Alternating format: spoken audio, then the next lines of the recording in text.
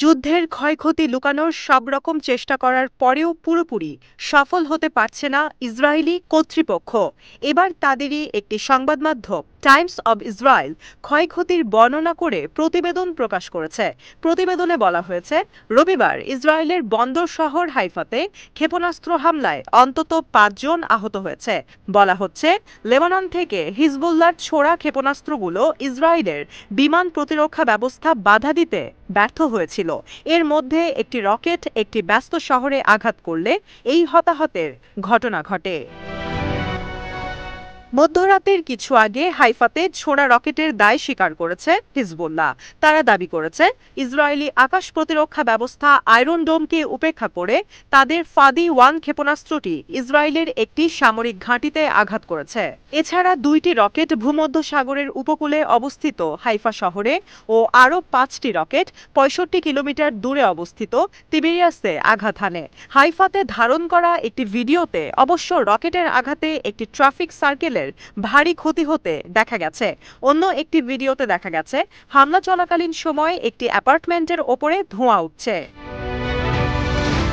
এর আগে লেবাননের রাজধানী বৈরুতের দক্ষিণ উপকণ্ঠে রবিবার জোরালো বিমান হামলা চালায় ইসরায়েল। হিজবুল্লাহ বলেছে, লেবাননে ইসরায়েলি বিমান হামলার জবাব দিতেই এই হামলা করেছে তারা। এদিকে হামলার পর ইসরায়েলের রামবাম মেডিকেল সেন্টার জানিয়েছে, তারা হামলায় আহত 5 জনের চিকিৎসা করছে। আহতদের মধ্যে একজন মাঝারি এবং বাকি 4 জন হালকা আহত হয়েছে। আহতদের মধ্যে কারো অবস্থাই সংকটাপন্ন নয়।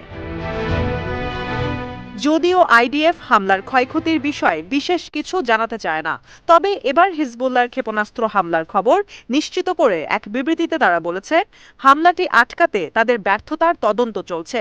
যদিও তাদের দাবি, হামলাটি প্রতিরোধ করার চেষ্টা করা হয়েছিল।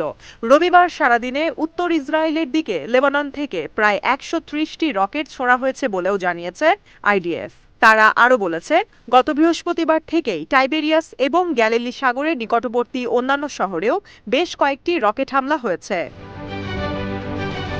টাইমস অব ইসরায়েল আরও জানিয়েছে, হিজবুল্লাহর ছোড়া রকেটগুলো হাইফাতে আঘাত করার কাছাকাছি সময় কিরিয়াত শমনায় আরও 15টি রকেট নিক্ষেপ করা হয়েছিল। তবে এর মধ্যে বেশ কয়েকটি বিমান প্রতিরক্ষা ব্যবস্থার মাধ্যমে আটকে দেওয়া হয়েছে। এদিকে হাইফার মেয়র ইয়োনা ইয়াহাভ সোমবার ভোরে রকেট হামলার ঘটনাস্থল পরিদর্শন করে। পরিদর্শন শেষে সে সংবাদ মাধ্যম ওয়াইনেটকে বলেছে, এটি শহরের জন্য প্রথমবারের মতো সত্যিকারের ক্ষতি। আমি আশা করি এটি শেষ ক্ষতি হবে। এখানে ধ্বংসলীলার যে অবস্থা তা দ্রুত মেরামত করা দরকার। এর আগে রবিবার সন্ধ্যায় পুলিশ জানায়, তারা উত্তরের শহর কার্মিয়েল এবং আশেপাশের শহরগুলো থেকে রকেট হামলার খবর পেয়েছে। এসব আঘাতের ফলে আবাসিক ভবন সহ কিছু স্থাপনা ক্ষতিগ্রস্ত হয়েছে বলে তারা শুনেছে। তবে হতাহতের কোনো খবর পাওয়া যায়নি।